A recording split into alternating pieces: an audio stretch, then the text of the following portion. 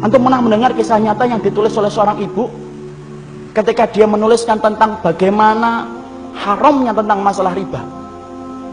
Dia cerita, kami dulunya adalah keluarga yang baik, mengisi kegiatan kami setiap waktunya dengan mencari ilmu. Sampai satu waktu suami saya kepentok bisnisnya dan berkata, "Dek, ini kelihatannya bisnis kita ini tidak akan pernah besar kalau kita tidak pinjem. Modal kita cekak, bisnis kita tidak akan besar ini kalau kayak gini." Akhirnya kemudian sang istri berkata, "Ya sudah mas, cari itu. Carilah suami pinjaman yang tidak bersentuhan dengan riba." Karena dia sudah ngerti ilmunya, sudah paham. Riba itu merupakan sesuatu yang sangat dibenci, sampai dipermaklumkan perang oleh Allah dan Rasulnya. Dia cari, kapan toh? Bukannya sabar. Malah kemudian berkata, ini kelihatannya kita nggak dapat pinjaman, harus minjem yang ribawi. Istrinya yang sama-sama sudah ngaji, berkata kepada suaminya, "Ya sudah mas, pinjem aja, kalau memang itu terpaksa." Nah kita ini gampang sekali ngomong dorurah. Nanti tutup dengan sholat, banyak sedekah. Riba mah tidak bisa ditutup dengan sholat dan tidak sedekah. Emang antum kira dengan kemudian riba setelah itu sedekah, kemudian sedekah antum diterima? Tidak diterima sedekah orang yang dari riba. Jangan dianggap remeh riba itu ikhwan. Karena kalau kita nggak ngingetin ini, rusak negara kita ini gara-gara riba. Karena Allah permaklumkan perang. Akhirnya singkat ceritanya kemudian akhirnya bersentuhan. Mereka ngerti ilmunya tetapi tidak mampu menampik lambean pinjaman ribawi ketika itu begitu menggiurkan.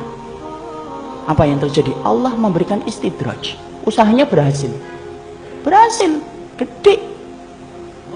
Maka kemudian sang istri bercerita ketika usahanya semakin besar, maka kegiatan kami yang setiap harinya mengkaji, mendatangi majelis ilmu kemudian jarang kita datangi karena kesibukan kami untuk kemudian mengatur bisnis kami.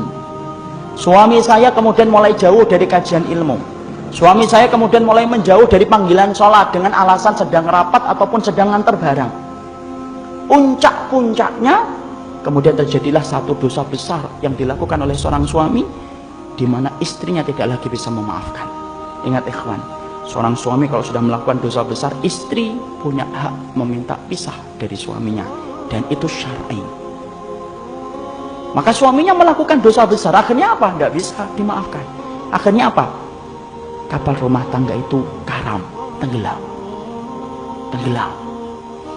Yang menarik adalah ketika sang ibu menuliskan kisah nyata itu, saya baca, beliau mengatakan, saya tidak menyalahkan suami saya tidak menyalahkan bisnisnya, tapi yang saya salahkan adalah ketika kami sudah sibuk mengkaji ilmu, kami ngerti riba itu haram, tapi ternyata kami tidak mampu untuk meninggalkan, padahal kami tahu dosa yang dipermaklumkan perang di dalam kehidupan itu cuma satu dosa riba, dan kami berani mengambil itu.